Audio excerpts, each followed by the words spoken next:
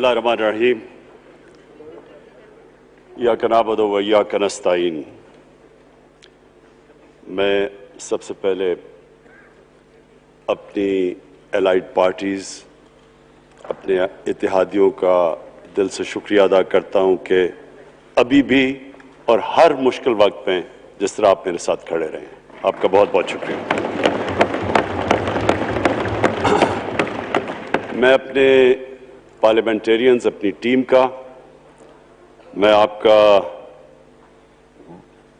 शुक्रिया अदा इस तरह करता हूं कि मैंने जो आपकी कल शाम को जो आपके हालात देखे तो मुझे ये एहसास हुआ कि आप सबको बड़े दिल से तकलीफ थी कि जो हमारा वो सेनेट का ये इधर हफीज़ शेख के इलेक्शन में जब हारे हैं, तो मैं जो आप सबको देखा तो मुझे बड़ा अच्छा लगा। मुझे एक टीम आप में नजर आई और इंशाअल्लाह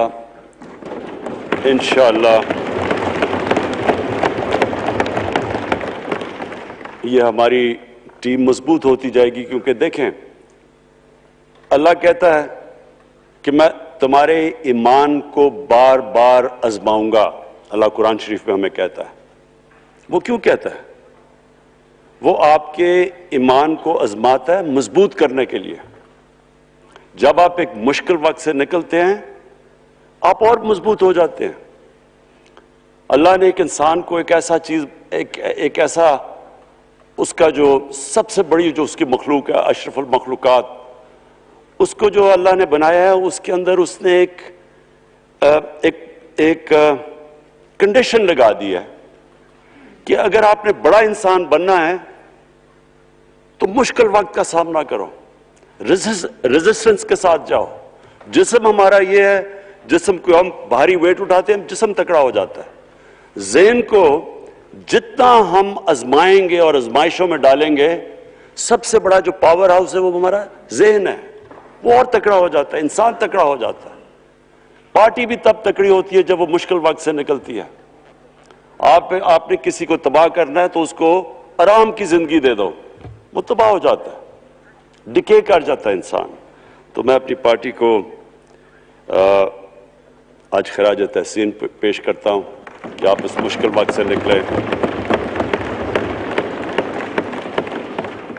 बड़े मुझे इंडिविजुअल MNAs का पता है कि उन्होंने कितनी कोशिश की यहाँ पहुँचने के लिए, आज इस वोट के लिए। तो मैं और मुझे कईयों की तबीयत भी ठीक नहीं थी, तो मैं आप सबका आज शुक्रिया अदा करता हूँ।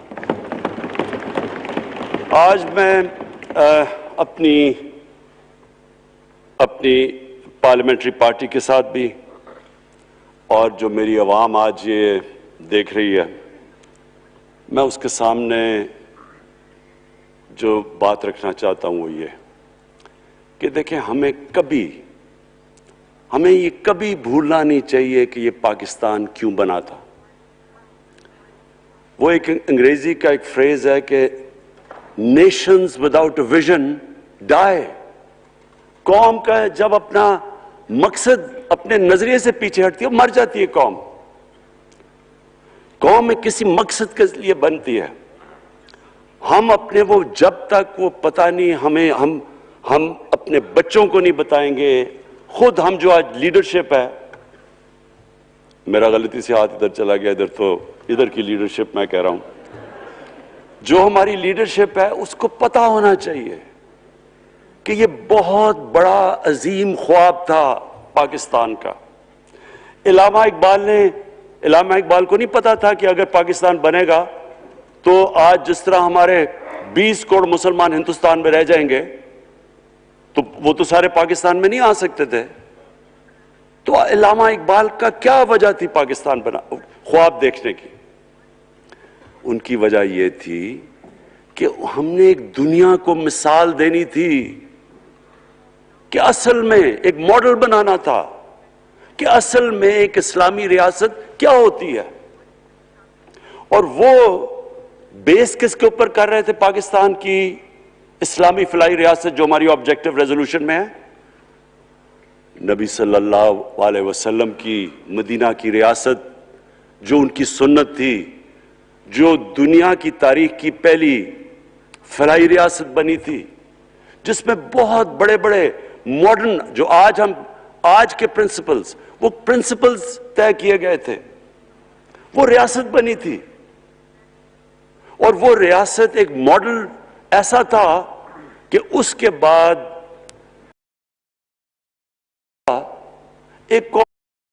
ایک عرب قبیلوں میں تقسیم ہوئی قوم جس کی حیثیت ہی کوئی نہیں تھی، ان اصولوں کے اوپر چلتے ہوئے یہ دنیا کی تاریخ کا معجزہ ہے جو ہوا اس کے بعد.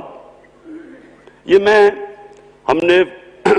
نے شفقت محمود کو کہا بھی ہے کہ ہمارے بچوں کو ہر سکول، چاہے وہ انگلش میڈیم، چاہے اردو میڈیم، چاہے دینی مدرسے، سب کو 8، 7، 8 اور 9 کلاسز میں باقاعدہ سبجیکٹ پڑھائیں کہ نبی صلی اللہ علیہ وسلم کی جو زندگی تھی اور جو مدینہ میں کیا وہ کیا تھی.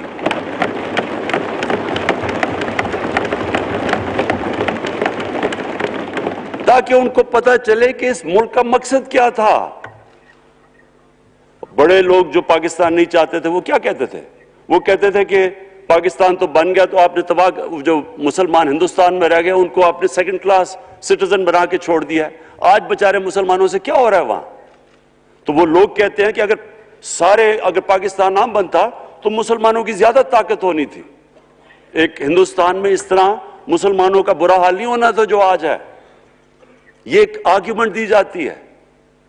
اور اگر ہم پاکستان کو جس مقصد کے لیے بنا تھا اگر ہم ادھر نہیں لے کے جائیں گے تو وہ ٹھیک کہہ رہے ہیں. یہ تو نہیں تھا کہ وہاں ٹاٹا برلا تھے جو اربوں پتی اور یہاں یہ شریف اور زرداری اربوں پتی بن جائیں. اس لیے تو نہیں پاکستان بنا تھا. یہ ایک بڑی ہمیں ری الائن کرنا چاہیے اپنے نظریے کی طرف. ہمیں اپنا رخ چینج کرنا چاہیے واپس کہ یہ بڑا عظیم خواب تھا پاکستان کا.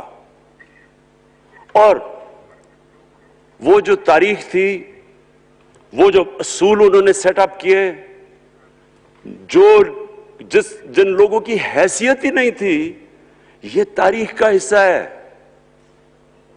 کہ اس کے بعد انہوں نے دیکھتے دیکھتے 15، 20، 30 سالوں کے اندر دنیا کی امامت کی. صرف امامت ہی نہیں کی، وہ تو منگولیوں نے بھی دنیا بڑی جلدی سے فتح کر لی تھی. چنگیز خان نے بھی بڑی جلدی اس کی فوجوں نے فتح کر لی تھی. 100 سال کے بعد وہ ختم ہو گئے تھے. انہوں نے ایک دنیا کی عظیم سیولائزیشن، جو ٹاپ سائنٹسٹ تھے، سارے دنیا کے ٹاپ سائنسدان، ایک عظیم کلچر. اور سب سے بڑی بات جو آج میں یہ کہنا چاہتا ہوں، انہوں نے اخلاقیات، ایک اخلاقی ایک مورل سٹینڈرڈ سیٹ کی دنیا میں. جب مسلمان گئے انڈونیشیا اور ملیشیا، وہاں تو کوئی مسلمان کی فوج نہیں گئی، وہاں تو کوئی تلواروں سے نہیں فتح کیا. مسلمان تاجروں کا وہاں کردار دیکھ کے لوگ حیران ہو گئے کہ یہ کون لوگ آئے ہیں جو بالکل ان کی مورالٹی ایسی، نہ وہ کوئی دغا بازی کرتے تھے، نہ وہ کوئی دھوکہ دیتے تھے، اپنی زبان پہ کھڑے ہو جاتے تھے. لوگ ان سے امپریس ہو گئے کہ کون سی قوم ہے. دیکھیں اسلام ہم غلط فہمی میں ہیں، یہ سمجھتا ہے کہ جی تلوار سے اسلام پھیلا تھا. اسلام پھیلا تھا کہ وہ ایک انسان کے کیریکٹر کو ریفارم کرنے آیا تھا.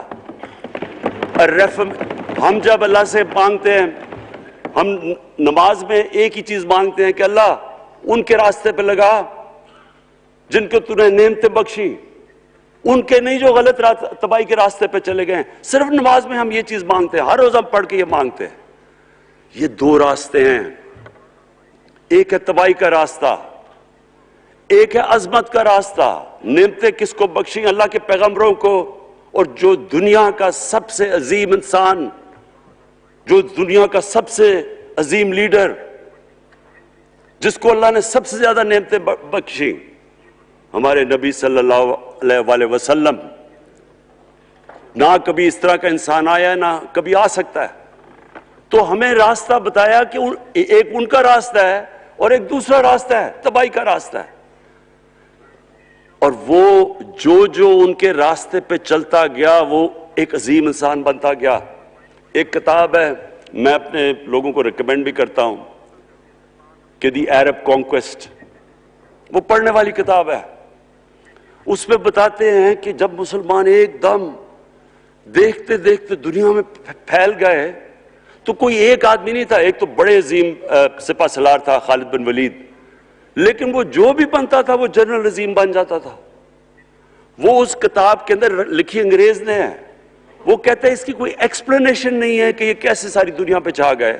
نہ ان کے پاس کوئی لیٹسٹ ویپنز تھے، ایک طرف رومنز تھے، دوسری طرف پرشینز تھے، وہ تو سپر پاورز تھے. ہتھیار تو ان کے پاس تھے.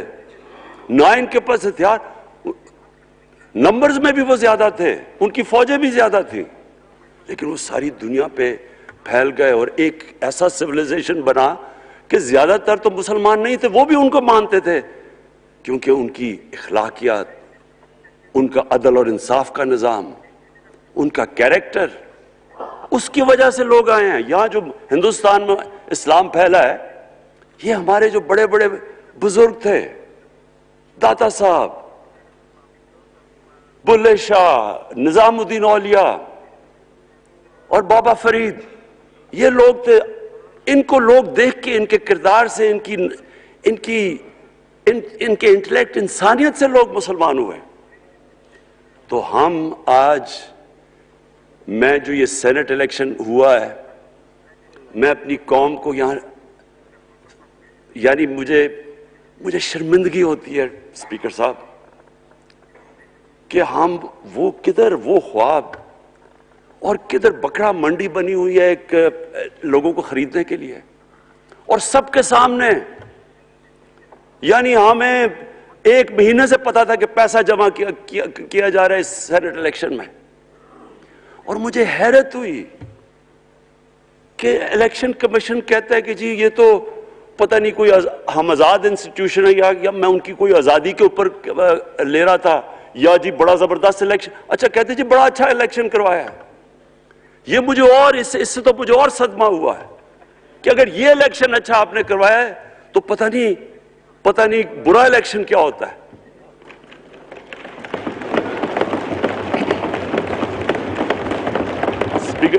اسپیکر صاحب یہ دیکھیں، مجھے یہ افسوس یہ ہوتا ہے کہ ہم ایک چیز سمجھتے نہیں ہیں. ہم کہتے ہیں نا جی ہمارے معاشی حالات بہت برے ہیں. دیکھیں جی ہماری دنیا کے عظیم لیڈر نے ان کی اخلاقیات اٹھا دی تھی، صادق اور امین.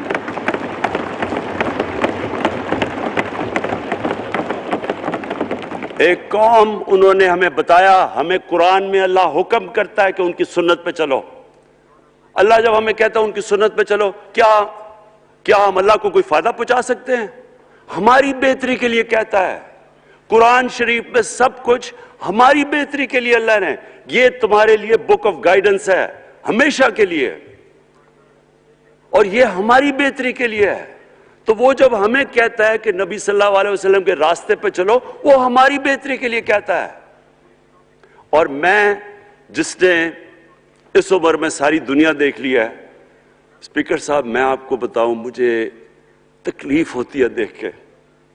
جب میں یہ مغربی ملکوں میں جاتا ہوں، اسکینڈینیویا میں، سوئٹزرلینڈ میں، آپ وہاں کے اخلاقی سٹینڈرڈز دیکھیں، ان کی مورل سٹینڈنگز دیکھیں، شرم آئے گی آپ کو کہ جو ہمارے ملک میں ہو رہا ہے. اور یہ جو سینٹ کا الیکشن ہوا ہے، آپ کو افسوس ہوگا کہ ہم وہ کس کی امت ہیں، ہم کس کی امت ہیں، کس کے نام پہ پاکستان کا مطلب کیا، لا الہ الا اللہ، اس پہ یہ ہمارا ملک بنا تھا. اور آج دیکھیں ایک کرپٹ آدمی، دنیا میں ثابت کیا ہوا کرپٹ آدمی آصف زرداری، دنیا میں اس کے اوپر لکھا ہوا کہ مسٹر 10%، مضمون لکھے ہوئے ہیں، فلمیں بنی ہوئی ہیں اس کے اوپر. اور اس ملک میں لوگ کہیں جی ایک زرداری سب پہ بھاری، کیا کہ وہ رشوت دیتا ہے اس لیے سب پہ بھاری ہو گیا؟ کیا یہ ہے ہمارا ملک؟ دوسری طرف دیکھیں، دوسری طرف یہاں بیٹھے ہوئے ہمارا لیڈر نواز شریف. اور نواز شریف ایک ڈاکو، ملک کو 30 سال سے لوٹ کے ملک سے باہر بھاگا ہوا ہے، جھوٹ بول کے باہر بھاگا ہوا ہے. سارے ملک کے سامنے ہمیں کیبنٹ میں ہم نے 6 گھنٹے میں بتایا جی اس کو یہ بھی بیماری ہے، اس کو یہ بھی بیماری ہے، اس کو یہ بھی بیماری ہے. وہ شاید وہ جہاز پہ بھی نہ چڑھ سکے, وہ شاید مر جائے گا. شیرین کے آنسو آ گئے کیبنٹ میں, اور شیرین کے آنسو آنے آسان کام نہیں ہے اسپیکر صاحب. تو ہم نے اس کو وہاں جیسے وہ جہاز پہ چڑھا, جیسے وہاں گیا, وہ ایک دم ہی تبدیل, اور آج وہاں جا کے تقریریں کر رہا ہے, وہاں بیٹھ کے اسکیمیں کر رہا ہے, وہاں بیٹھ کے پلاننگ کر کے جی اسے اتنا پیسہ دو, ادھر پیسہ کھلاؤ. ساری ان کی ایک کوشش ہے, جب سے ہم 2.5 سال سے حکومت آئی ہے, یہ سارے بڑے بڑے ڈاکو اکٹھے ہو کے یہ سمجھ رہے ہیں کہ عمران خان کو کرسی کا اتنا شوق ہے کہ اس کے اوپر اتنا پریشر ڈالو کہ یہ جی ہمیں جس طرح جنرل مشرف نے NRO دیا تھا یہ بھی دے دے گا. جنرل مشرف, فوج اس کے نیچے, عدلیہ اس کے کنٹرول میں ساری. کیونکہ میں ادھر ممبر پارلیمنٹ تھا, اپوزیشن نہ ہونے کے برابر. جو اپوزیشن کے اندر جو مین آدمی تھا فضل الرحمان, وہ اس کے ساتھ ملا ہوا تھا, وہ 2 نمبر ہمیشہ سے تھا, رائٹ.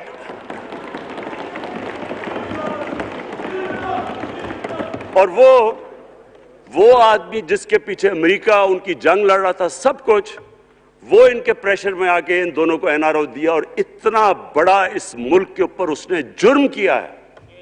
ان دونوں نے آ کے NRO لے کے دونوں ہاتھوں سے ملک لوٹا. اس کے بعد دونوں نے اس ملک کے اوپر 4 گنا زیادہ قرضہ چڑھایا. اسپیکر صاحب, 6,000 ارب سے ہمارا قرضہ جو ٹوٹل لائبلٹیز 30,000 ارب پہ پہنچا دی. آج ہمارے اوپر کیا مسئلہ ہے؟ ہمیں یہ قرضوں کی قسطیں دیتے ہوئے بیچارے لوگوں کے اوپر بوجھ ڈالنا پڑتا ہے. یہ جو مہنگائی ہے اس کے بعد میں بعد میں بات کرتا ہوں, لیکن میں پہلے یہ بات کمپلیٹ کر لوں کہ دیکھیں اسپیکر صاحب, میں یہ 2.5 سال سے تماشے دیکھ رہا ہوں.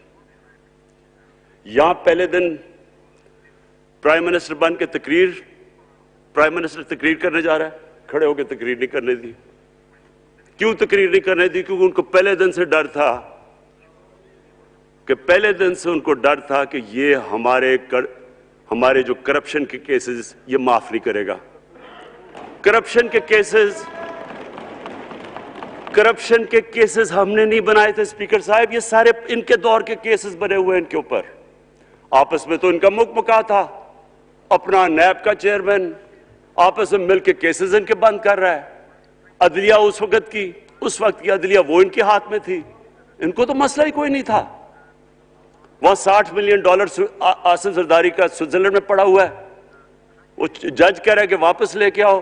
وہ یوسف رضا گیلانی جو یہاں سے سینیٹر بنا ہے, وہ پاکستان کا $60 ملین پڑا ہوا ہے سوئٹزرلینڈ میں, وہ جج کہہ رہا ہے کہ واپس لے کے آؤ. وہ کہتا نہیں جی میں نہیں خط لکھتا. بھئی آپ کے باپ کا پیسہ تھا, پاکستانی قوم کا پیسہ تھا, اس کے اوپر وہ ڈسکوالیفائی ہو جاتا ہے. وہ ایسے پھر رہا ہے جس طرح نیلسن منڈیلا کا ڈسکوالیفائی ہو گیا. اسپیکر صاحب, میں یہ چیزیں آپ کو اس لیے بتا رہا ہوں, میں تو ان کو 30 سال سے جانتا ہوں. دیکھیں, جب تک ہم اس ملک میں اپنی اخلاقیات ٹھیک نہیں کریں گے, مورل سٹینڈرڈز ٹھیک نہیں کریں گے, جب اس طرح کے الیکشن ہوں گے کہ کھل کے پیسہ چل رہا ہے اور ہم کہیں گے نہیں جی وہ پٹواری کیوں پیسے لیتا ہے, تو وہ تھانے دار کیوں پیسے لیتا ہے, وہ سرکاری نوکر, وہ تو بیچارہ جو نچلا طبقہ ہے وہ تو واقعی جس طرح شیخ رشید نے کہا ہے, مہنگائی جو بڑی ہے بیچارے لوگوں کی تنخواہ میں گزارا نہیں ہو رہا. ان کو ہم کہہ رہے ہیں کہ آپ بالکل ایماندار بنیں, اور یہ جن کا اتنا ان کے پاس پیسہ ہے اسپیکر صاحب, میں آپ کو یقین سے کہتا ہوں ان کو خود نہیں پتا کہ ان کا کتنا پیسہ باہر پڑا ہے. اتنے 30 سال سے چوری کر رہے ہیں یہ پیسہ, اور 30 سال سے پیسہ چوری کر کے اب ان کی کوشش یہ ہے کہ عمران خان کے اوپر پریشر ڈالو سارے چور مل کے کہ جی کبھی ہم گورنمنٹ گرا دیں گے, کبھی ہم وہ نکلاتے ہیں. آپ سوچیں فیٹف کے اوپر, اب فیٹف ہماری وجہ سے تو نہیں فیٹف پہ ہم گرے لسٹ میں آئے, یہ تو نون لیگ کے دور میں گرے لسٹ میں آئے ہیں. اب اگر فیٹف کی بلیک لسٹ میں پاکستان جاتا ہے تو یہاں سب کو پتا ہے کہ سینکشنز لگ جائیں گی. تو آگے مشکل سے ہم نے اکانومی کو سٹیبلائز کیا, مشکل سے. اگر بلیک لسٹ میں جاتا ہے تو اکانومی سیدھی نیچے. آج جو لوگوں کو مشکل پڑی ہوئی ہے, اور مشکل پڑی ہوئی ہے ہمارے لوگوں کو مہنگائی کی, اس کی وجہ یہ ہے کہ ہمارا روپیہ جو تھا تقریباً 107 روپے کا آج 160 روپے کا. تو جب روپیہ گرتا ہے تو ساری چیزیں باہر سے مہنگی ہو جاتی ہیں, پٹرول, ڈیزل, بجلی. اب بجلی کی آدھی بجلی ان سے باقی ڈالر کانٹریکٹس کے اوپر بجلی کے کانٹریکٹ سائن کیے ہوئے ہیں, وہ سب کچھ باہر سے. دالیں مہنگی, جو چیز باہر سے امپورٹ کرتے ہیں, گھی مہنگا, ساری چیزیں مہنگی ہو جاتی ہیں. تو یہ سوچ لیں کہ اگر ہمارے اوپر سینکشنز لگ جائیں, اگر ہمارے اوپر فیٹف کی سینکشنز لگ جاتی تو یہ تو آپ تو سوچ ہی نہیں سکتے کہ یہ ملک میں کیا حال ہونا تھا.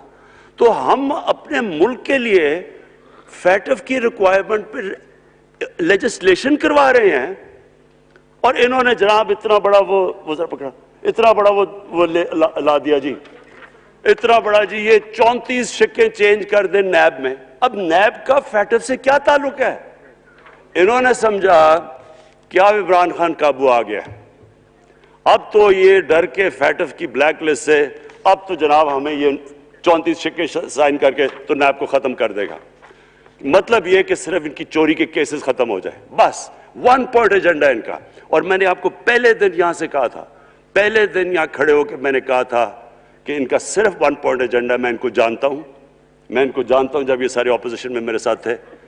ان کا صرف ایک خوف ہے کہ یہ این آر او نہیں دے گا, لہٰذا اس کو اتنا بلیک میل کرو, اور اب فیٹف کے اوپر تو یہ پھنس گیا ہے تو اب اس سے لے لو, اس سے کنسیشن لے لو تاکہ نیب ختم ہو جائے. اب سوچیں, کیا ان کو ملک کا فکر ہے؟ کیا ان کو نہیں پتا تھا کہ کیا ہونا ہے اگر فیٹف کی بلیک لسٹ پہ چلے جاتے ہیں؟ اس کے بعد انہوں نے جلسے کرنے کی کوشش کی, بڑا جی پبلک نکالیں گے ہم, مینار پاکستان کے اندر جلسہ. مینار پاکستان کا یہ جانتے نہیں. دیکھیں ان کے بھی آ گئے ایک شہزادہ ایک شہزادی جنہوں نے زندگی میں کبھی کام کیا نہیں ہے, نہ ان کو پتہ ہے کہ سٹرگل ہوتی کیا ہے. جناب مینار پاکستان خود ہی اخباروں کے اندر اپنے آپ کو پیسے خرچ کر کے اخباروں میں ذرا نمایاں کر کے جناب انہوں نے مینار پاکستان میں جلسہ کر لیا. اب میں تو جانتا ہوں مینار پاکستان, اور میں تو اپنے لاہور کو بھی جانتا ہوں, میں تو اپنے لاہور شہر کو بھی جانتا ہوں. وہ لاہور شہر ملک کا کوئی پیسہ چوری کیا ہو اس کے خلاف تو نکلائے گا, لیکن بڑے بڑے ڈاکو اگر وہ سمجھ رہے ہیں کہ اپنی چوری بچانے کے لیے لاہور شہر کو نکالیں گے تو وہی ہوا جو ان کے ساتھ مینار پاکستان میں ہوا. اب آ کے جو اور ڈاکٹر فہمیدہ مرزا نے بڑا اچھا آپ کو ایکسپلین کیا. انہوں نے بتایا کہ یہ کیوں ضروری تھا اوپن بیلٹ. انہوں نے بتایا کہ الیکشن کمیشن کی تو ریکوائرمنٹ ہے کہ آنسٹ ہو, فری اور فیئر الیکشن ہو. تو انہوں نے 2008 میں چارٹر آف ڈیموکریسی میں کہا ہوا کہ جی اوپن بیلٹ ہونی چاہیے, دونوں پارٹیز نے. اور اس کے بعد ایک دم وہاں سے دونوں سب ادھر سے بھاگ کے اور کہتے نہیں جی خفیہ بیلٹ ہونی چاہیے. میں نے تب کہہ دیا کہ خفیہ بیلٹ کا ایک مقصد تھا, سارے مل کے کوشش کریں گے کہ حفیظ شیخ کو ہرائیں, اور وہ جو آدمی جیتا ہے پاکستان کا کرپٹ ترین آدمی. میں ایک چیز آپ کو آج کہتا ہوں, یوسف رضا کے آپ صرف ایسٹس دیکھ لیں, پرائم منسٹر بننے سے پہلے تھے اور اس کے بعد کیا ایسٹس ہیں, بس ایک چیز دیکھ لیں, کوئی آپ کو کچھ کرنے کی ضرورت نہیں ہے. آپ کو پتا چلے گا انہوں نے اس نے کیا کیا اپنے زمانے میں. تو اس کو لا کے یہاں بٹھا کے تو جناب انہوں نے سارا پیسہ لگا کے, اور ہمیں سب پتا تھا کیا ہو رہا ہے, اور اس کو جا کے جناب انہوں نے ہروا دیا حفیظ شیخ کو. اب کیا پیغام گیا سارے ملک میں اس کا؟ میں نے کیوں یہ آج ووٹ آف کانفیڈنس لی ہے, اس کا کیا پیغام گیا دنیا میں؟ سارے لوگوں کے سامنے اوپن ہارس ٹریڈنگ, لوگوں کو راتوں کو کال کر رہے ہیں, یا میں تو خاص داد دینا چاہتا ہوں, میرے ممبرز بیٹھے ہیں, خواتین بیٹھی ہیں جن کو کالیں گئی ہیں رات کہ جی 2 کروڑ سے ریٹ شروع ہوگا, ہم اب آپ کو آگے پیسے دیں گے. ان کو ساروں کو پیسے آفر کر رہے ہیں.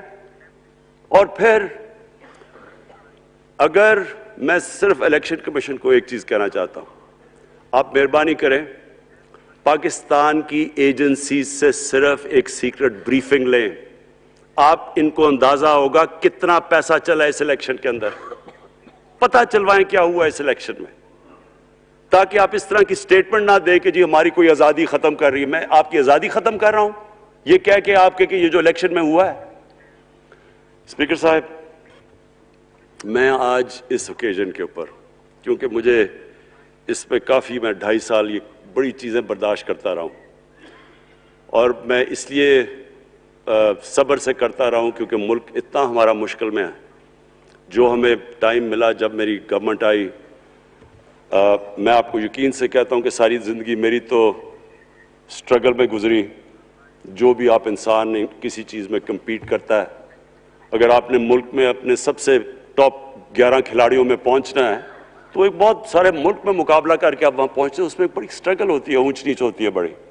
اور پھر اگر آپ کو دنیا کے لیول پہ آپ کو اپنا، اگر آپ نے آپ کو منوانا ہے، اس کی اور ایک سٹرگل ہوتی ہے. اور میری اس سے زیادہ بڑی سٹرگل تھی کہ ایک آدمی جا کے ہاسپٹل بنانے کی کوشش کرے، اور وہ بھی کینسر ہاسپٹل. تو ایک وہ بہت بڑی سٹرگل تھی. پھر پولیٹکس میں لمبی سٹرگل رہی ہے. اکیلا تھوڑا سے لوگوں کے ساتھ شروع ہوا تھا اور سٹرگل کر کے 14-15 سال تو مذاق اڑتا تھا میرا، سارے ہنستے تھے جب نام سنتے تھے میرا. تو ایک سٹرگل کر کے یہاں پہنچا ہوں. جو یہ 2.5 سال میں اسپیکر صاحب میں نے سٹرگل کی ہے، یہ میری زندگی کی سب سے مشکل سٹرگل تھی. اور کیوں مشکل تھی؟ کیونکہ جو یہ 10 سال میں اس کو ڈیکیڈ آف ڈارکنس کہتا ہوں، ایک ایک انہوں نے ادارہ تباہ کیا. صرف 10 سال پہلے اداروں کے حال دیکھ لیں، کوئی ادارہ اٹھا لیں، پی آئی لے لیں، ریلوے لیں. سٹیل مل 8 ارب روپے کا پروفٹ لے کے بیٹھی ہوئی تھی. 8 ارب روپیہ سٹیل مل میں پروفٹ تھا جب تک کہ زرداری نے ہاتھ نہیں مارا اس کو. اپنا وہ ریاض لال جی فرنٹ مین رکھ کے ہمارے سامنے، میرے پاس آئے لوگ چیمبر والے، انہوں نے کہا جی یہ سٹیل مل سستی بلٹس اس کو بھیجا، اس کے تھرو پیسے دے رہا ہے. وہ سٹیل مل آج بند پڑی ہے. ایک ایک ادارہ انہوں نے تباہ کیا، بھرتیاں کی لوگوں کی. وہ ادارے اتنے بڑے بڑے ہو گئے ہیں کہ وہاں پینشنز ہی اتنی آ گئی ہے کہ کچھ بچتا ہی نہیں ہے سیلریز اور پینشن کے بعد کے ادارے کو ٹھیک کر سکے. ایک ایک ادارہ تباہ کیا. ملک کا سب سے بڑا جو کرنٹ اکاؤنٹ ڈیفیسٹ، جس کے اوپر سارا پریشر پڑتا ہے، اگر آپ کا کرنٹ اکاؤنٹ یعنی کہ ڈالر زیادہ ملک سے باہر جا رہے ہیں اور کم اندر آ رہے ہیں تو پریشر روپے پہ پڑتا ہے، وہ گر جاتا ہے. تو وہ میں آپ کو بتا، جب روپیہ گرتا ہے تو غربت پھیل جاتی ہے ملک میں. تو سب سے بڑا current account deficit, fiscal deficits جو کہ آپ کی آمدنی اور خرچے، وہ بڑا ڈیفیسٹ. سارے ادارے خسارے میں. پاور کانٹریکٹس جو انہوں نے سائن کیے اسپیکر صاحب، یہ عمر ایوب آپ کو بتائے گا، وہ یعنی ایسے لگ رہا تھا کہ کسی دشمن نے آ کے ایک ملک کو نقصان پہنچانے کے لیے پاور کانٹریکٹ سائن کیے. ان کے اندر وہی پاور پروجیکٹس آپ کہیں اور دیکھ لیں، کسی اور ملک میں، بلکہ اپنے ملک میں دیکھ لیں، اور وہ دیکھیں کہ انہوں نے کس پیسے بنائے، وہ کس پیسے پہ. گیس کا کانٹریکٹ سائن کیا ہم نے آ کے اسی ملک سے 30% کم پیسے پہ گیس کا کانٹریکٹ سائن کیا، ان کا ہی کانٹریکٹ چینج کیا. ساری گورنمنٹ جب اوپر سے پرائم منسٹر لگا ہوا پیسے بنانے. پرائم منسٹر ایک نوکری کر رہا ہے کس کے لیے؟ ایک دبئی کی کمپنی کے لیے. کبھی دنیا میں سنا ہے اس طرح؟ کبھی یہ مذاق سنا ہے جی کہ ملک کا پرائم منسٹر کسی دنیا کو دبئی کی کمپنی کے اندر نوکری کر رہا ہے؟ ادھر سے یہاں ڈیفنس منسٹر، ان کا فورن منسٹر، وہ دبئی کی کمپنی سے نوکری کر رہا ہے. اور وہ ایک انٹیریئر منسٹر، وہ کوئی سنا ہے سنتری بنا ہوا تھا کسی سعودی عربیہ کی کمپنی میں، مجھے نہیں پتا. کبھی یہ سنا ہے یہ ملک سے، کسی ملک سے ایسا مذاق ہوا ہے؟ یہ سارے طریقے تھے اس ملک سے پیسہ منی لانڈر کر کے باہر لے جانا. آج مجھے یہ بتائیں، میں یہ جو سارے ہماری جو اپوزیشن ہے، میں ان سے سوچتا ہوں، میں کئی دفعہ ان کی شکلیں دیکھ کے پوچھتا ہوں ان سے کہ کیا آپ واقعی سمجھتے ہیں کہ آپ دونوں کے لیڈر ایماندار ہیں؟ کیا یہ واقعی سمجھتے ہیں کہ ان کی جو یہ دولتیں بڑی ہیں یہ ایمانداری سے بنی ہیں؟ یعنی کیا ان کو کوئی ملک کی فکر نہیں ہے کہ یہاں کا پیسہ، کہ ان کے بیٹے ہیں، میں ذرا مجھے یہ بتائیں، 3 دفعہ ملک کا پرائم منسٹر، اس کے دونوں بیٹے باہر بیٹھے ہوئے ہیں. میں لندن کو جانتا ہوں اسپیکر صاحب، وہ اربوں اربوں روپے کی پراپرٹی ہے. وہاں کے بڑے بڑے رئیس ان ایریاز میں نہیں رہ سکتے جدھر ان کے 2 بیٹے رہ رہے ہیں. ملک سے بھاگ گئے جی. ہم پاکستانی شہری نہیں ہیں. کیوں پاکستانی شہری نہیں؟ کیوں یہاں بتا ہی نہیں سکتے کہ وہ پیسہ کدھر سے آیا جو انہوں نے اتنی بڑی پراپرٹیز لی ہوئی ہے. اور یہ کچھ نہیں ہے جو انہوں نے بنامی پراپرٹیز لی ہوئی ہیں. کسی کو اندازہ ہی نہیں ہے ان کا کتنا پیسہ باہر پڑا ہے. زرداری کے پاس کیا تھا پہلے؟ اس کی جو باہر پراپرٹیز ہے. تو کیا ان لوگوں کو نہیں پتا کہ اس ملک کا پیسہ چوری کر کے یہ باہر لے کے جا رہے ہیں اور یہ پھر بھی ان کی سپورٹ کر رہے ہیں؟ اور یہ جو سینٹ کا الیکشن، کیا انہیں نہیں پتا کہ بڑا جی عقل مند پولیٹیشن ہے زرداری، لوگوں کو رشوت دے کے ان کو خرید رہا ہے؟ ساری قوم کے سامنے یہ ہو رہا ہے. میں یہ صرف آخر میں یہ کہنا چاہتا ہوں اس ایشو کو ختم کرتے ہوئے کہ دیکھیں اسپیکر صاحب، کوئی ملک آگے نہیں بڑھ سکتا ایسے. میں اکیلا عمران خان کو کرپشن کر کے کرپشن نہیں ٹھیک کر سکتا. میں عدلیہ کو کیا، کیسز تو عدلیہ میں ہے یا نیب کے اندر ہے، میرا تو ان کے اوپر کوئی کنٹرول نہیں ہے.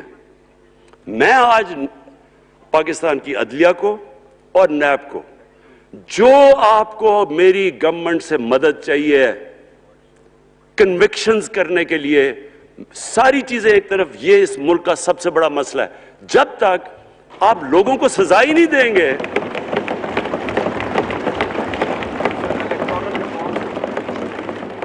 جب تک لوگوں کو سزا ہی نہیں ملیں گی.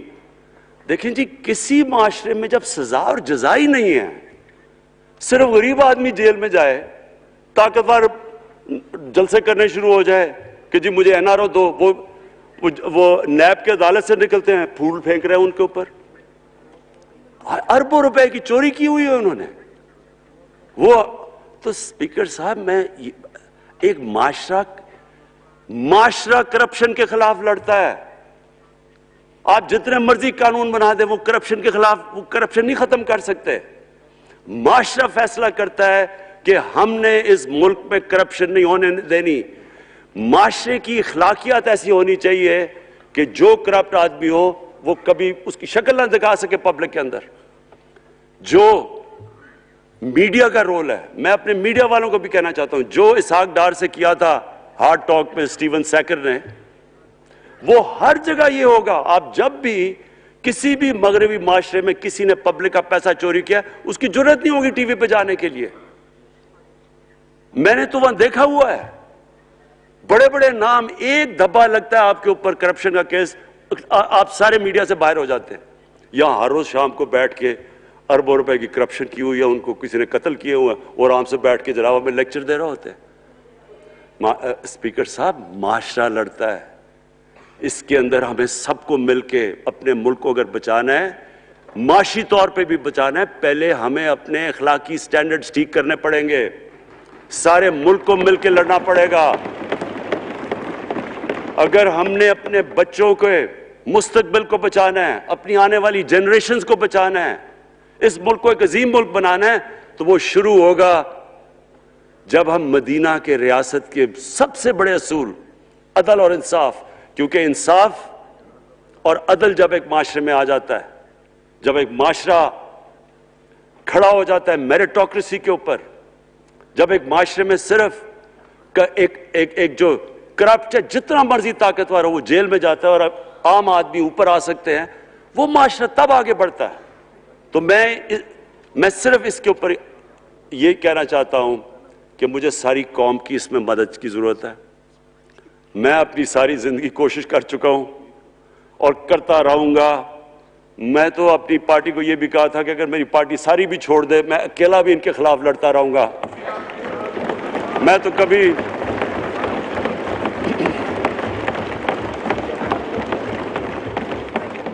اسپیکر صاحب آخری گیند تک لڑنے والا کیپٹن تھا، آخری گیند تک لڑوں گا، وہ تو کبھی میں ہار مانوں گا نہیں. لیکن یہ وقت آ گیا ہے کہ ملک کو اپنے آپ کو بچانا ہے، آنے والی جنریشنز کو ہم نے بچانا ہے. ہم تب تک نہیں کر سکتے انفارچونیٹلی جب تک ہم سب مل کے فیصلہ کریں کہ یہ جو اوپر بیٹھے ہوئے ہیں، جنہوں نے 30 سال سے ملک کو چوری کر رہے ہیں، ان کو ہم بجائے وہ صحافی جا کے کہہ رہے ہیں جی ہائی کورٹ کے اندر کی جی اس کو تقریر کرنی دینی ہے. وہ نیلسن منڈیلا جو باہر بیٹھا وہ تقریر کرنا چاہیے جی, پتہ نہیں عوام کو سننا چاہیے کہ وہ یہاں سے بھاگا کیسے, اس کے پیسے کیسے. یعنی کہ میں حیران ہو گیا تب. اور اب سپیکر صاحب میں صرف مختصر بات کر دوں آگے کی. دیکھیں پاکستان ایک مشکل وقت سے نکل کے اب ہم ایک سٹیبل اور آگے بڑھنے کے سٹیج پہ آ گئے. ہماری اللہ کا شکر ہے, جو سب سے مشکل چیز ہوتی ہے کرنٹ اکاؤنٹ, بڑی دیر 17 سال کے بعد 5 مہینے پاکستان کا جو کرنٹ اکاؤنٹ ہے وہ سرپلس پہ چلا گیا. یعنی ہمارے جتنے ملک میں ڈالرز آ رہے ہیں اور جتنے باہر جا رہے ہیں, اللہ کا کرم ہے زیادہ ڈالرز آ رہے ہیں. ہمارا روپیہ خود ہی, ہم پیسے نہیں لگا رہے اس کو, خود روپیہ سٹرینگتھ گین کر رہا ہے. یہ بڑا امپورٹنٹ ٹائم ہے کہ اس وقت, اور یہ اس کے باوجود کہ اس ملک میں کرونا ہوا, ساری دنیا کی اکانومیز کرونا میں بری طرح متاثر ہوئی, اس کے باوجود اوپر والے کے کرم خاص طور پہ. اور میں کہوں گا کہ ہماری جو ٹیم تھی, ہمارا جو جس طرح ہم نے مانیٹر کیا اور جس طرح ہم نے ڈیٹا بیس گیدر کیا اور ہم نے ہر ایک چیز فالو کر کے ہم نے جیسے اپنے لوگوں کو بچایا ہے. میں خاص طور پہ اپنی ٹیم یاسد عمر اور ہماری جو ٹیم تھی اپنی ڈاکٹر فیصل میں ان کو خاص طور پہ خراج تحسین پیش کرتا ہوں. تو اس مشکل وقت سے بھی آپ دنیا میں دیکھیں اور جس طرح پاکستان نکلا ہے.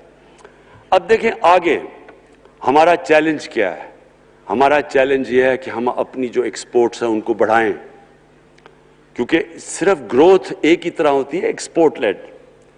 اللہ کا شکر ہے کہ بیرون ملک پاکستانیوں نے ریکارڈ پیسہ پاکستان بھیجا ہے جو کہ ہمارے ملک میں آیا ہے ریمیٹنسز کے. اب ہم نے انویسٹمنٹ کے اوپر لگے ہوئے ہیں. اس وقت سب سے زیادہ کمپنیز رجسٹر ہوئی ہیں SECP میں. اس کا مطلب کہ نئی انویسٹمنٹ پاکستان میں آنے والی ہے, لوگ تیار ہو گئے انویسٹ کرنے کے لیے. ہمارا صرف مسئلہ سپیکر صاحب ایک ہے بجلی کا. یہ بڑا مسئلہ ہے.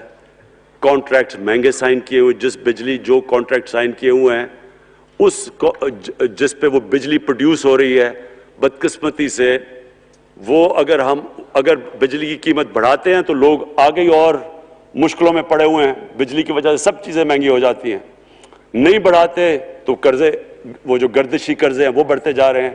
ہمارا ایک یہ چیلنج ہے, اس کے اوپر صرف اپنی قوم کو بتانا چاہتا ہوں کہ باقاعدہ ہم ہر طریقہ سوچ رہے ہیں کہ ہم نے اس میں سے کیسے ہم نے اپنے لوگوں کے اوپر بوجھ کم کرنا ہے. ایک تو میں اپنی ٹیم کو یہ بھی کامیابی دیتا ہوں کہ بڑی دیر اور مشکلوں سے IPPs کے ساتھ ہم نے نئے کانٹریکٹ سائن کیا جس کے اندر بہت پاکستان کا پیسہ بھی بچے گا اور جو آگے جا کے قرضہ بڑھنا تھا وہ نہیں بڑھے گا.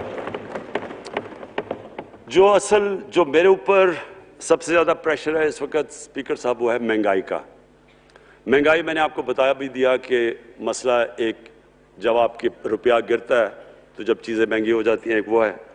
لیکن میں اپنی قوم کو صرف ایک چیز کہنا چاہتا ہوں کہ سب سے زیادہ اس وقت میری حکومت ایک ہی چیز پہ لگی ہوئی ہے کہ ہم کس طرح لوگوں کے اوپر مہنگائی کا بوجھ کم کریں. اس کے لیے ہم بڑی بڑی چیزیں آپ کے سامنے لے کے آئیں گے آنے والے دنوں میں, جس میں کوشش یہ ہے کہ ہم اپنے ملک میں جو سارا نچلا طبقہ ہے ان کو سبسڈائز کریں, اپنے اساس پروگرام کے ذریعے ان کو ڈائریکٹلی ہم فنڈ کریں. یہ انشاءاللہ آپ کے ساتھ آئے گا. ابھی میں نے ایکسپیریمنٹ ایک اور شروع کر دیا, وہ 1 ہفتے تک ابھی ٹرائل پہ ہے کہ ہم ایک پروگرام لے کے آ رہے ہیں کوئی بھوکا نہ سوئے. ہم نے خاص کچنز بنائے ہیں, ایریاز چوز کیے ہیں جدھر سب سے زیادہ بھوک ہے, تاکہ ہم کم از کم جب تک ہماری ملک اٹھتا ہے اوپر, ہم کم از کم ان تک کھانا پہنچائیں کہ ہمارے ملک میں کوئی بھوکا نہ سوئے. اور یہ پوری میں کیمپین شروع کرنے لگا ہوں. ہیلتھ کارڈ پنجاب کے اندر اور پختونخوا میں, پختونخوا کی گورنمنٹ کو تو میں خاص مبارک دیتا ہوں کہ انہوں نے سارے اپنے پختونخوا کے لوگوں نے خاندانوں کو کور کر لیا ہیلتھ انشورنس سے. یہ بڑے بڑے امیر ملکوں میں بھی ایسا نہیں ہوتا کہ ہر ایک خاندان کے پاس 10 لاکھ روپے کی انشورنس ہوگی. کسی بھی ہسپتال میں جا کے اپنا علاج کروا سکیں. میں خاص طور پہ محمود خان اور آپ کی کیبنٹ کو مبارک دیتا ہوں. پنجاب کیونکہ بہت بڑا ہے, انہوں نے بھی فیصلہ کر لیا ہے. عثمان بزدار آپ کی اور آپ کی ٹیم کو میں خاص مبارک دیتا ہوں کہ اس سال کے اینڈ تک وہ سارے پنجاب کے اندر ہیلتھ کارڈ پہنچا دیں گے. یہ ایک عام آدمی کے لیے سب سے بڑی, کم از کم جیسے جیسے ہم اپنے ملک کو اٹھا رہے ہیں تو کم از کم ہم لوگوں کی بنیادی ضروریات پوری کریں. اور جو کسان ہیں جی, کسانوں کے لیے ایک بڑا زبردست پروگرام لے کے آ رہے ہیں. اس کے اوپر بھی ہم نے بڑا برین سٹارمنگ کی ہے کہ کیسے ہم کسان کی مدد کر سکتے ہیں. پرابلم تو ہمارے پاس یہ ہے نا کہ جتنا ہم پیسہ اکٹھا کرتے ہیں آدھا پیسہ قرضوں کی قسطوں پہ چلا جاتا ہے, تو پیسہ کم بچتا ہے. لیکن ہم نے فیصلہ کیا کسانوں کے اوپر ہم خاص زور دینے لگے ہیں تاکہ وہ بعد میں بات کروں گا. تو دو چیزیں اور جی. دیکھیں, میں قوم سمجھتی ہے نا کہ اب ہم کیسے یہ جو قرضے ہمارے اوپر چڑھے ہوئے ہیں ان سے کیسے نکلنا ہے. اس سے صرف ایک ہی طریقہ نکلنے کا کہ ہم اپنے ملک میں دولت کے اندر اضافہ کریں, ویلتھ کریشن کریں. اس کے لیے ہم کیا کرنے جا رہے ہیں؟ اس کے لیے ہم نے میگا پروجیکٹس بنائے ہوئے ہیں. ایک ہے راوی سٹی لاہور, دوسرا اس وقت ایک والٹن کے اوپر ایک ہم بزنس سینٹر بنانے لگے ہیں لاہور کا, وہ بہت میگا پروجیکٹ ہے. اور پھر تیسرا جو ہے ایک جزیرہ بنڈل آئلینڈ کراچی سے تھوڑے 1-2 کلومیٹر کے فاصلے پہ. ان سے یہ کیوں کرنے جا رہے ہیں؟ میں صرف لوگ سمجھے کہ کیوں. ایک تو یہ ہمارے شہر پھیلتے جا رہے ہیں, جتنا شہر پھیلتا جائے گا نہ آپ ان کو سیوریج دے سکتے ہیں, نہ پانی دے سکتے ہیں, نہ صفائی کر سکتے ہیں. تو جو دنیا کے ماڈرن سٹیز ہیں وہ اوپر جاتے ہیں, یعنی وہ بلڈنگ اوپر جاتی ہے, بجائے اگر آپ پھیلتے جائیں تو مشکل ہو جاتا ہے سرو کرنا. تو ایک تو ماڈرن سٹیز پہلی دفعہ بنا رہے ہیں پاکستان میں اسلام آباد کے بعد. ایک وہ راوی سٹی, وہ بہت ضروری ہے. اس سے لاہور کا جو پانی نیچے جاتا جا رہا ہے وہ ہم وہاں بیراج بنا کے پانی اس کا بچانے لگے ہیں. اور دوسرا ماحولیات کے لیے وہاں ہم بہت بڑے پیمانے پہ اربن فارسٹ اور درخت اگانے لگے ہیں, کیونکہ وہاں لاہور میں بہت بڑا پرابلم ہے اس کا. وہی بنڈل آئلینڈ کا بھی مقصد یہ ہے کہ وہاں سارا سیوریج جا رہا ہے کراچی کا, اس کی سیوریج کو ٹریٹ کریں اور ایک ماڈرن سٹی بنائیں, بجائے کراچی پھیلتے پھیلتے حیدرآباد پہنچ جائے. ایک پوری اوپر سٹی بنائیں جو ایک ماڈرن سٹی ہو. تو لیکن اس کا اصل مقصد یہ ہے کہ اس سے پیسہ جنریٹ ہوگا, اربوں کھربوں روپیہ ہم جنریٹ کریں گے اور اس پیسے سے ہم پھر یہ قرضے واپس کریں گے. اور دوسری چیز, باہر سے انویسٹمنٹ آئے گی. بیرون ملک پاکستانی جو سب سے بڑا ملک کا اساس ہے وہ باہر آ کے وہ ان کے اندر انویسٹ کرنے کے لیے تیار ہے, ان بڑے بڑے پروجیکٹس کے اندر. اور جیسے فورن ایکسچینج آئے گا ہمارے ریزروز بڑے ہوں گے, ہمارا روپیہ سٹیبل ہوگا, اور اس سے جو ویلتھ کریشن ہوگی اس سے ہم پھر اپنے قرضے واپس کریں گے. اس کے علاوہ 50 سال کے بعد 2 بڑی ڈیمز بن رہی ہیں پاکستان کی تاریخ میں. صرف 2 بڑی ڈیمز تھی, اب یہ 2 اور بادشاہ ڈیم اور ممن ڈیم بنا رہے ہیں. یہ انشاءاللہ ان کے اوپر کام شروع ہو گیا ہے. لیکن مجھے جو آخر میں بات کہنی ہے اسپیکر صاحب وہ یہ کہ پاکستان کو آگے بڑھنے سے کوئی نہیں روک سکتا انشاءاللہ.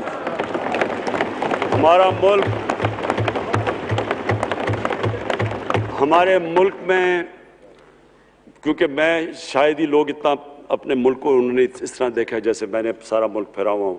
اللہ نے ہر قسم کی نعمت دی ہے. اس ملک میں جو پوٹینشل ہے شاید ہی کسی ملک میں ہے. اس کا جو لوکیشن ہے جیو اسٹریٹجک وہ بھی شاید ہی کسی ملک کے پاس ہے. 12 موسم اللہ نے دیے ہوئے ہیں, یہاں اوپر سے لے کے نیچے تک کچھ بھی اگا سکتے ہیں. زرخیز زمین ہے جس کو ہم صحیح طرح استعمال نہیں کر پا رہے کیونکہ ہماری ساری پروڈکٹیوٹی بڑی کم ہے, ٹیکنیکس بڑی پرانی ہے. چائنا کے ساتھ مل کے اس طرف بھی ہم جا رہے ہیں کہ اپنی پروڈکٹیوٹی بڑھانے کے لیے. اس ملک کے اندر سب سے بڑی چیز ایک نوجوان آبادی ہے, اور آگے جو جسے کہتے ہیں کہ اگلی جو ریولوشن, 4th انڈسٹریل ریولوشن کے بعد یہ جو ٹیکنالوجی کی ریولوشن آ رہی ہے اس میں ہمارے پاس ایک ینگ آبادی ہے اور اس کے اوپر اب ہم پورا زور لگائیں گے اور انشاءاللہ یہ جو ہماری آبادی ہے یہی ایک ینگ آبادی پاکستان کو اٹھا دے گی اگر ہم ان کو صحیح معنی میں ٹیکنیکل ایجوکیشن دے دیں.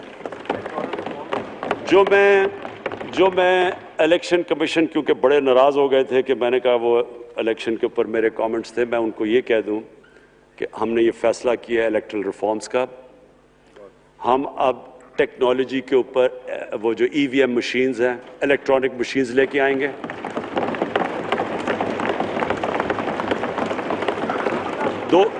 دو چیزیں کر رہے ہیں, اوورسیز پاکستانیز کے لیے آپ پورے لگے ہوئے ہیں کہ اوورسیز پاکستانیز بھی ووٹ ڈال سکیں, اور دوسری چیز الیکٹرانک مشینز لے کے آ رہے ہیں. اور کیونکہ یہ الیکٹرانک مشینز کے بغیر ہمیں الیکشنز نہیں کرنے چاہیے, نہیں تو جو ہارتا ہے وہ کہتا جی دھاندلی ہو گئی.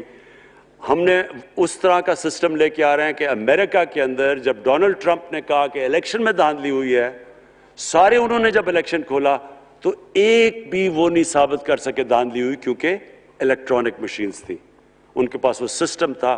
انشاءاللہ وہ سسٹم لے کے آ رہے ہیں تاکہ ہمیشہ کے لیے آگے سے یہ چیز ختم ہو جائے کہ جو ہارا تھا وہ ہار مانے گا, جو جیتے گا وہ جیت.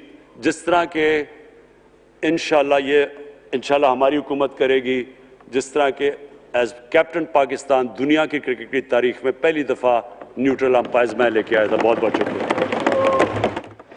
178 کی بھاری اکثریت سے اعتماد کا ووٹ حاصل کرنے کے بعد وزیر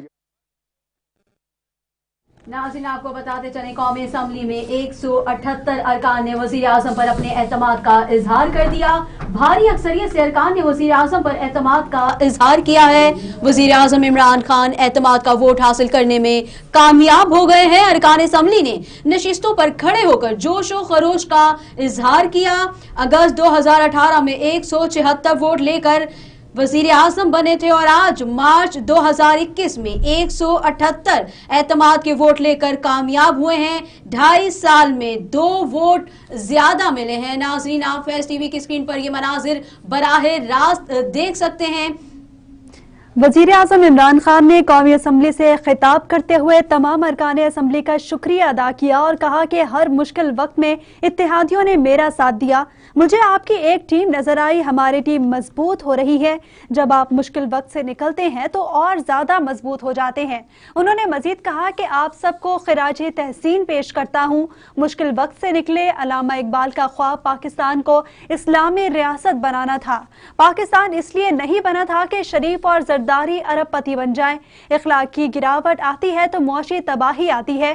کوئی ایسا ملک بتا دیں جس کی اخلاقیات اوپر ہو اور وہاں غربت ہو. الیکشن کمیشن آف پاکستان کو کہنا چاہتا ہوں کہ آپ سیکرٹ ایجنسی سے بریفنگ لیں تاکہ آپ کو پتا چلے کہ کتنا پیسہ چلا ہے. انہوں نے مزید کہا کہ ہمارے اراکین کو فون کیے گئے, ووٹ کے بدلے 2 کروڑ کی پیشکش بھی کی گئی. گیلانی کے وزیر اعظم بننے سے پہلے اور بعد کے اثاثے چیک کریں, پتہ چل جائے گا. کپتان ہوں, آخری گیند تک لڑنے والا ہوں اور آخری گیند تک لڑوں گا.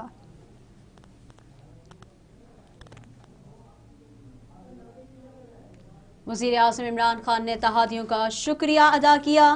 انہوں نے کہا کہ میں پارلیمنٹیرین اور اتحادیوں کا بھی شکریہ ادا کرتا ہوں. میں نے دیکھا کہ سینٹ کے الیکشن ہارنے کا آپ کو بھی افسوس ہے. انہوں نے کہا کہ اللہ کہتا ہے بڑا انسان بننا ہے تو مشکل حالات کا سامنا کرو.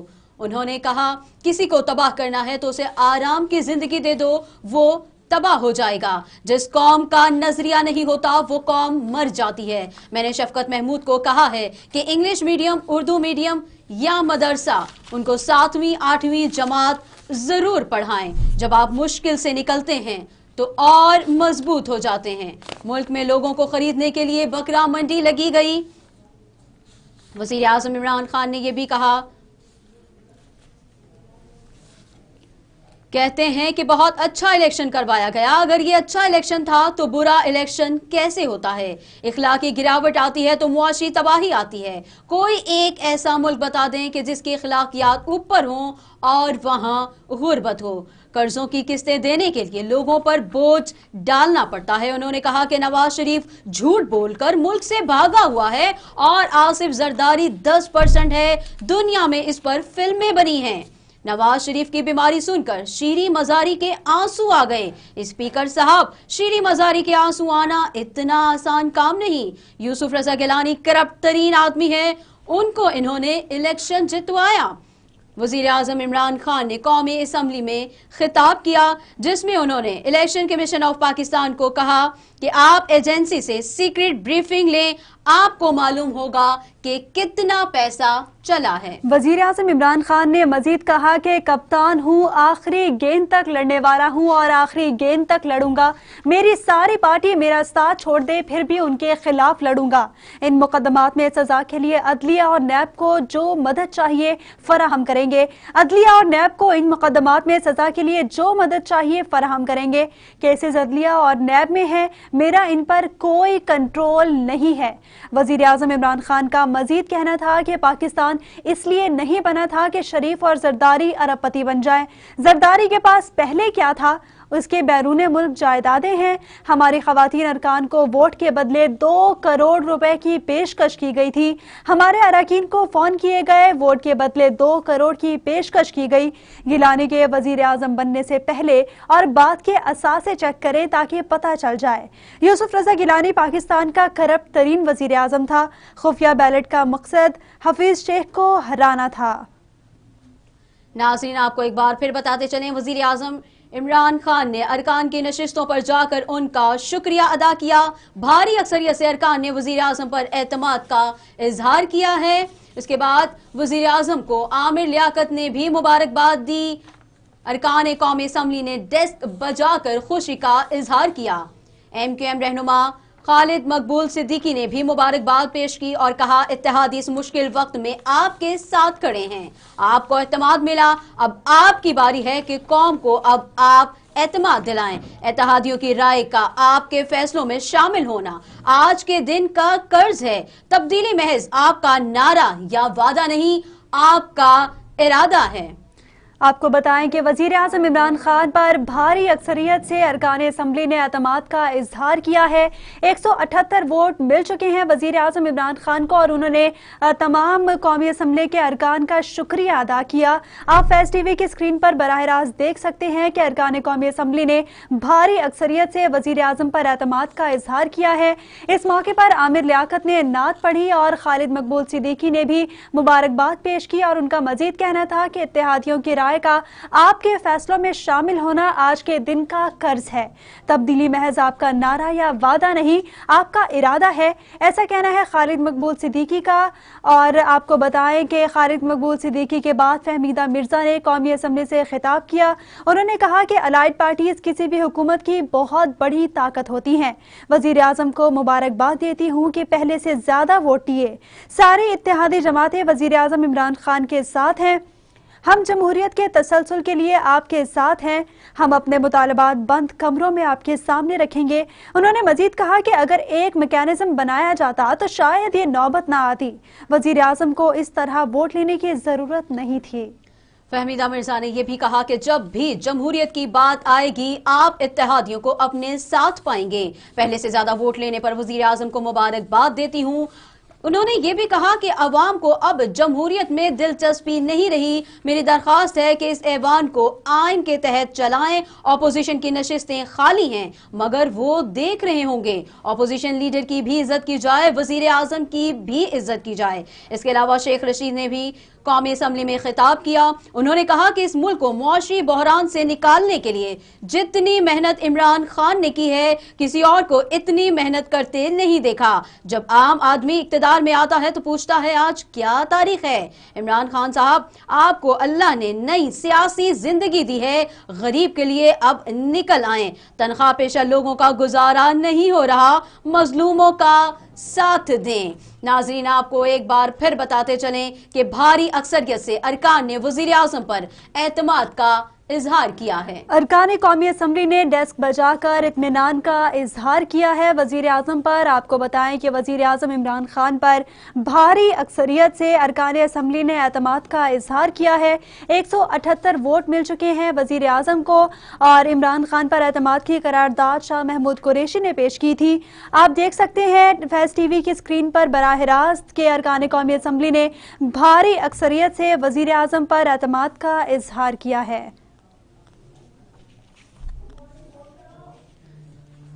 नाज़रीन, यहाँ पर सीनियर सहाफ़ी ताबिश भट्ट हमारे साथ मौजूद हैं, हम उनसे भी बात करेंगे। जी ताबिश, आज हमारा उनसे राबता मुनक़ता हो गया है। नाज़रीन, आप हमारी स्क्रीन पर देख सकते हैं पार्लियामेंट हाउस के बाहर भी जश्न जारी है। वज़ीर आज़म ने इत्तेहादियों का शुक्रिया अदा किया, कहा मैं पार्लियामेंटेरियन और अपने इत्तेहादियों का भी शुक्रिया अदा करता हूं। मैंने देखा कि सेनेट के इलेक्शन हारने का आपको भी अफसोस है। उन्होंने कहा कि अल्लाह कहता है बड़ा इंसान बनना है तो मुश्किल हालात का सामना करो, किसी को तबाह करना है तो उसे आराम की जिंदगी दे दो, वो तबाह हो जाएगा। उन्होंने ये भी कहा कि जिस कौम का नजरिया नहीं होता वो कौम मर जाती है। मैंने शफकत महमूद को कहा है कि इंग्लिश मीडियम, उर्दू मीडियम या मदरसा हो, उनको 7वीं, 8वीं, 9वीं जमात जरूर पढ़ाएं। जब आप मुश्किल से निकलते हैं तो और मजबूत हो जाते हैं। मुल्क में लोगों को खरीदने के लिए सेनेट इंतखाबात के दौरान बकरा मंडी लगी रही। उन्होंने ये भी कहा कि कहते हैं कि बहुत अच्छा इलेक्शन करवाया, अगर ये अच्छा इलेक्शन था तो बुरा इलेक्शन क्या होता है। इखलाकी गिरावट आती है तो मुआशी तबाही आती है। कोई एक ऐसा मुल्क बता दें कि जिसकी इखलाकियात ऊपर हों और वहां गुर्बत हो।